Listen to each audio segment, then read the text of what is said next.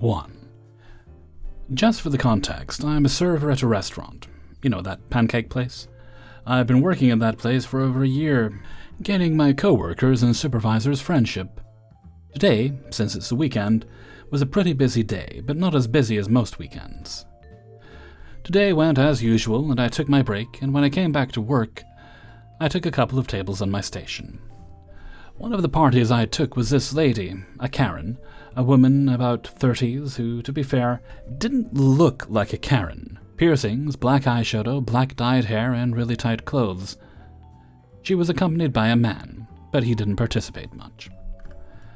I started my routine as usual, asking what they wanted to drink, in this case 2 sodas. After taking them the sodas, I started taking their order.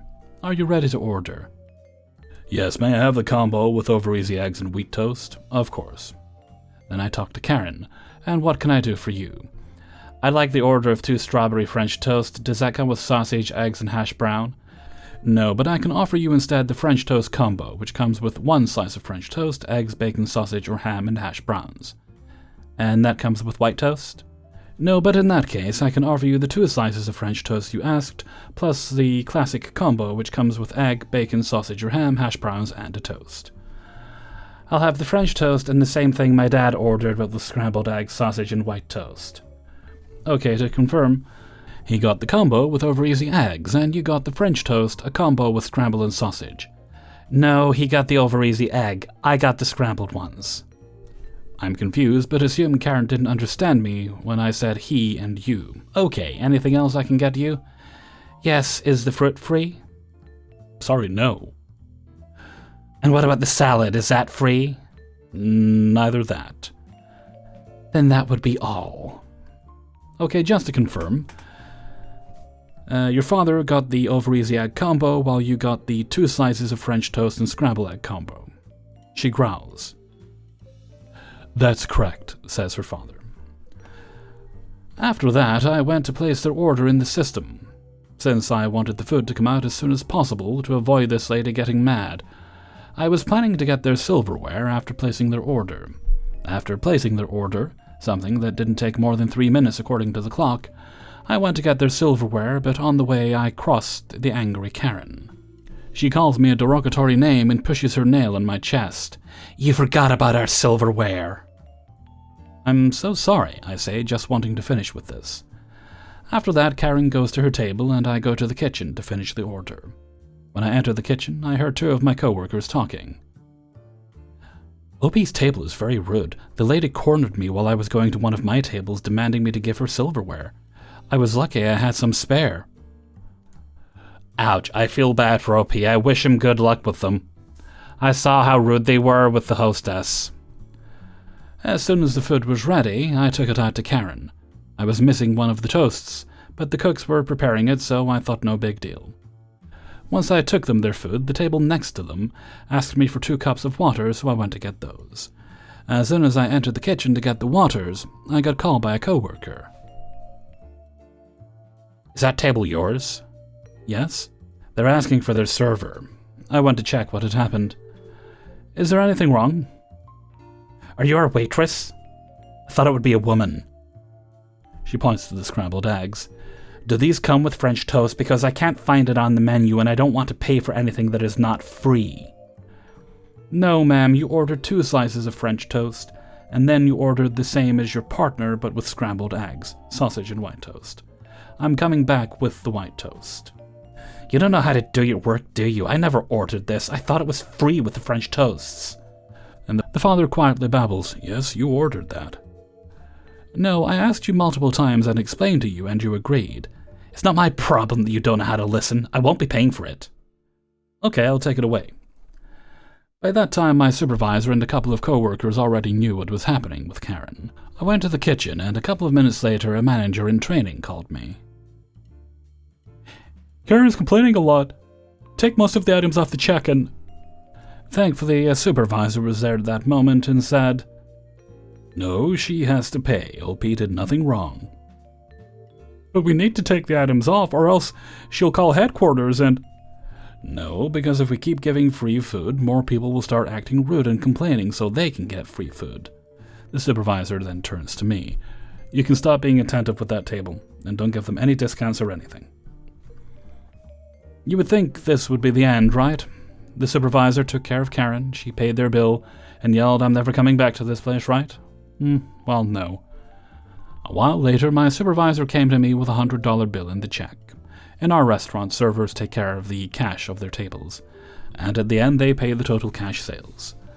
I took them the change and was walking away without doing eye contact. But before leaving, I saw Karen snatch the ticket from the old man and desperately counted the money. I entered the kitchen, and the Karen started screaming and entered the kitchen, pushing everyone out of her path.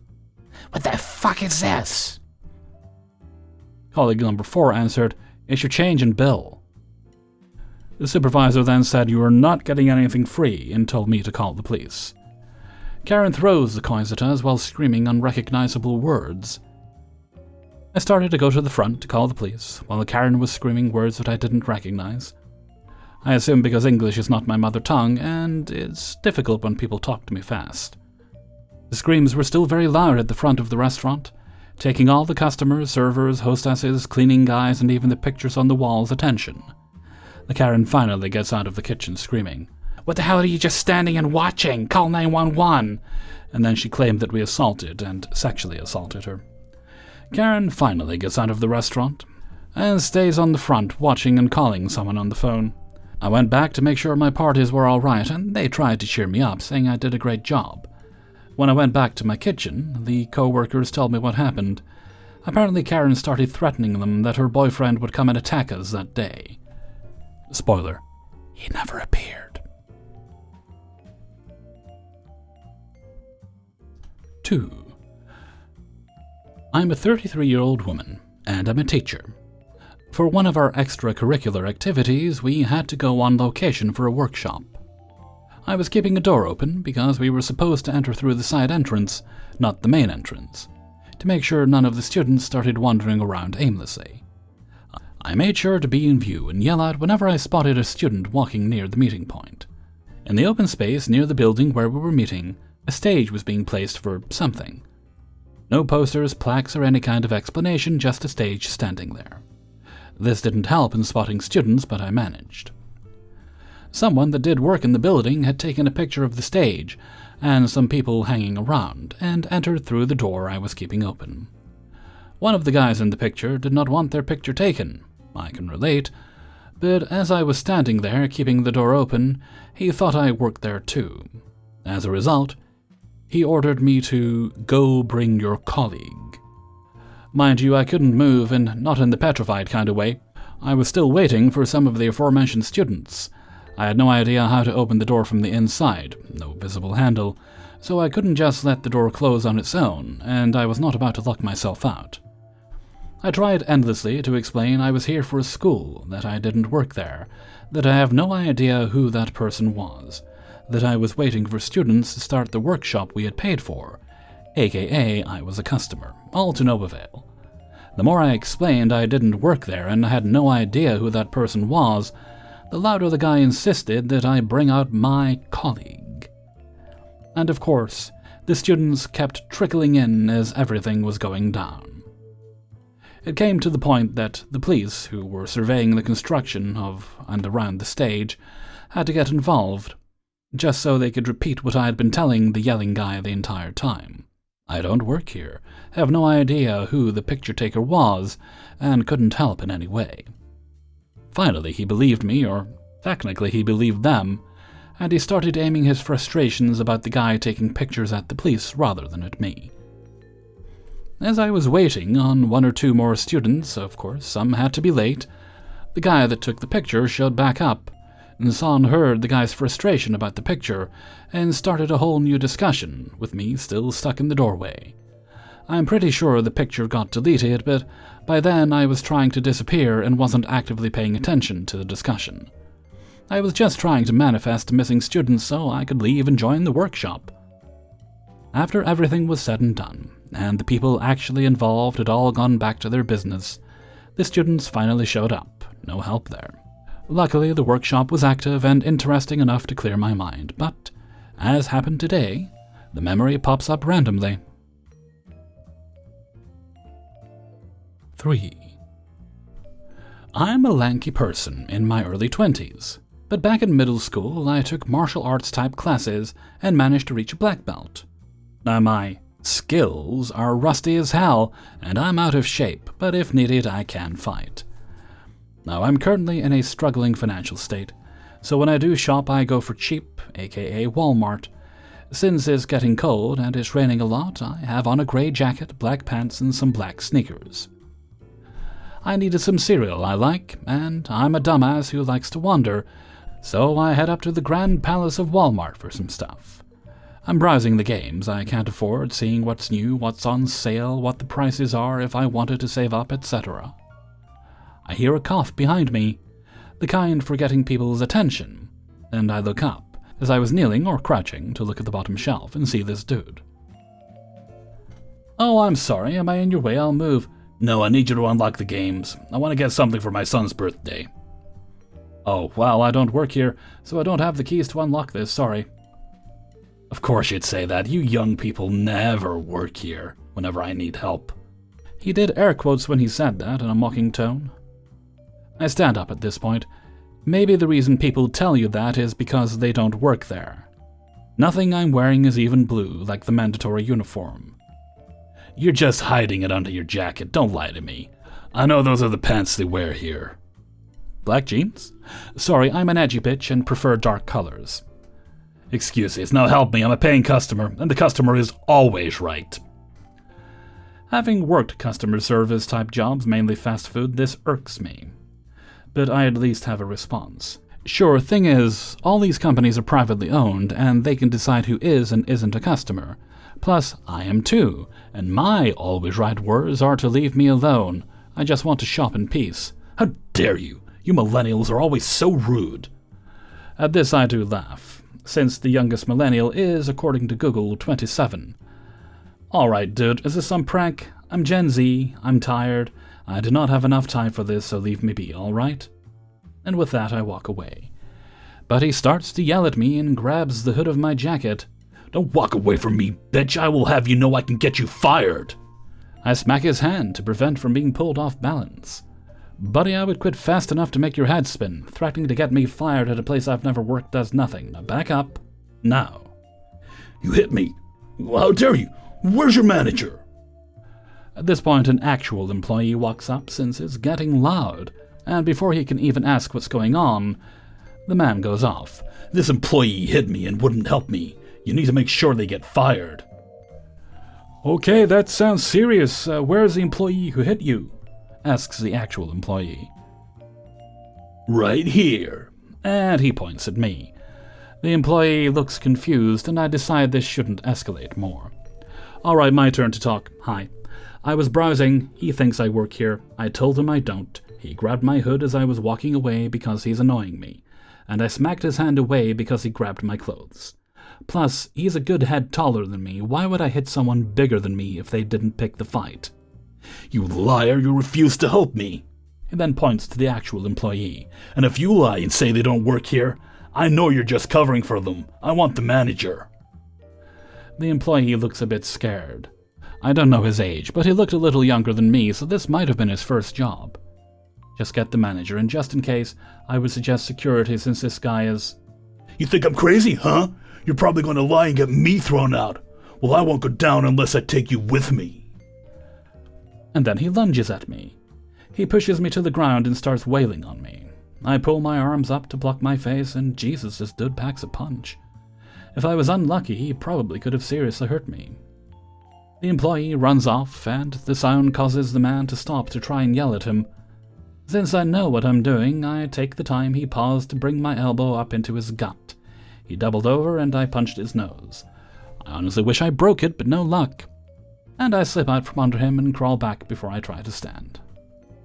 "I'll make sure you regret what you did to me." "Back off, you crazy fucker. You're much bigger than me, and I will use any dirty tactic to stop you from hurting me. Got it?" He just screams and charges me, trying to football tackle me.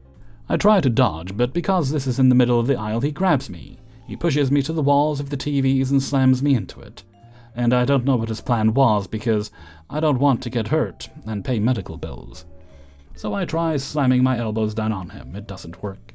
So then I go to plan B and try to hit his groin. I missed, but I hit close enough to make him go on guard. And this is when security shows up yelling. I don't remember all the words yelled, but as the security guard is trying to pull this guy off me, he pushes him back and slams me into the wall. This time, some of the TVs they have on display come crashing down, hitting me and this guy, mostly him luckily, and I drop down to go fetal position.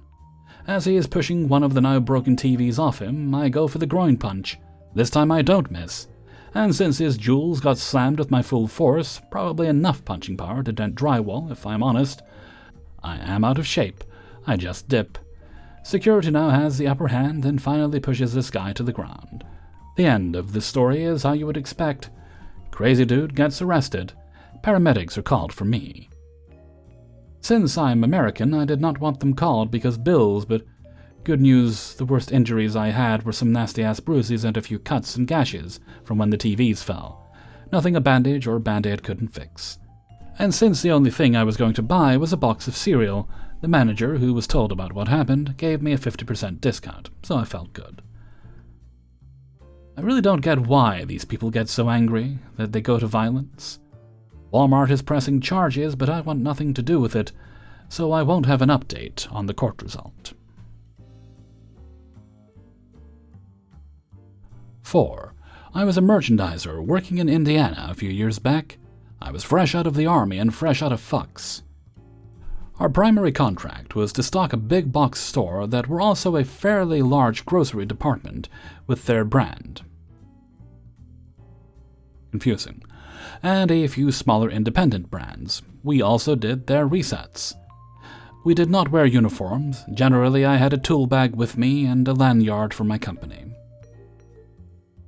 We knew the stores inside and out because we were usually the ones who redid them. I was considered too fast at my job by my coworkers. It made them look bad, so I had no issue letting a customer know I was not an employee, but that I did in fact work where the items were and would help. It killed time and helped somebody. One day I was setting potato chips when I noticed store employees began to scatter. A predator was approaching. Dave was going to make sure some employee had an awful day. I had never encountered Dave before, but I realized the employees had. I heard him berate another distributor in another aisle. He was not satisfied as he shouted for an employee, his quota of souls not met for the day. The poor distributor looked from the other side of the aisle at me, counting himself lucky to survive as he put away his snack cakes. The frightened man had the audacity to tell Dave that I was an employee. I sat calmly on the floor, getting the potato chips set to just the right amount of product, when I heard a throat clear. I felt his shadow behind me. Dave was looking down at me. He was sure he had found a new soul to add to his collection. He likely kept in his cargo pocket. His head was shaved to hide his bald spot, and his eyes were filled with intense rage that only middle management suburban living and the PTO can produce. Where is... I was too focused on my work that I didn't quite pay attention. Little did he know the US government had already taken my soul. Remembering how nice the store employees had been to me, I was not going to rat on them like that distributor had tried on me. Sorry, I work for a distributor, but I know where it is. I sent Dave on an adventure, calculating just how long it would be till I was done, and how long his adventure would take, before he realized he had been had. Dave went on his way. I finished my potato chips and went back to unpack a pallet. I heard him yell outside the stockroom a few minutes later, but by then escaped his vision. I encountered a few others who were a bit nasty, but none who made employees hide.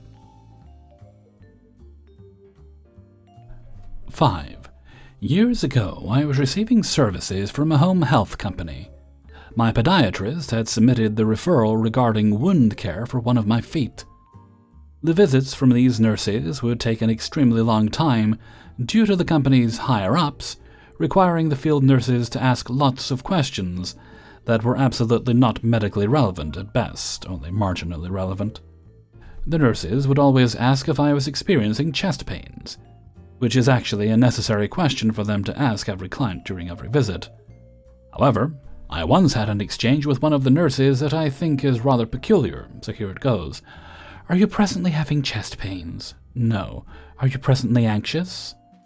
No, but I do not think I should be asked about my mental health issues, as my chart states that I have a therapist and a psychiatrist. My psychiatrist's concerns are not super relevant to the purpose of the referral.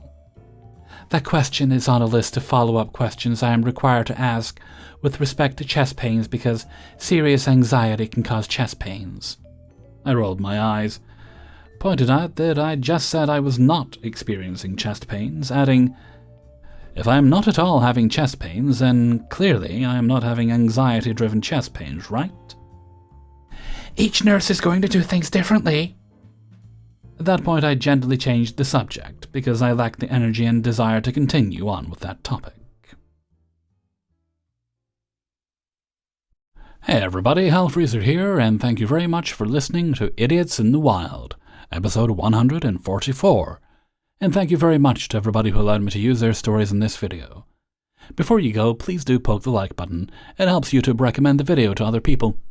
And if you'd like to get these videos a little bit early, then you can support me through my Patreon, where I drop the videos usually on Monday or Tuesday at the latest.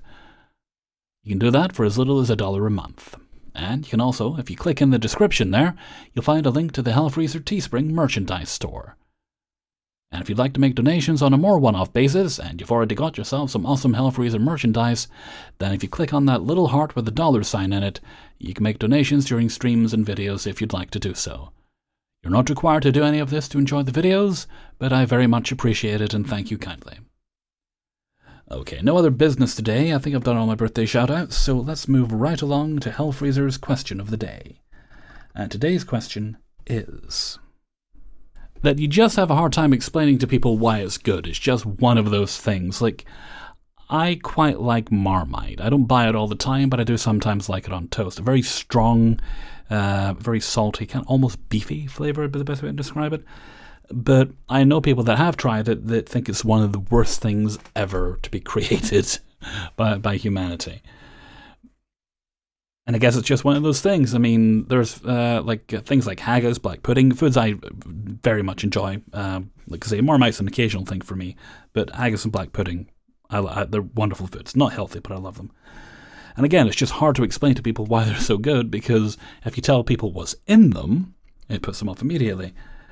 So why don't you let me know what some of yours are? Those things you just really, really like, but you have a hard time communicating to people just why it's so good, without making them go, oh no, no, and running for the hills. I look forward to reading your answers in a comment below. And with that, I'm going to head off for now. Going to have some food myself, actually. So until next time, thank you very much for listening, and take very good care of yourselves.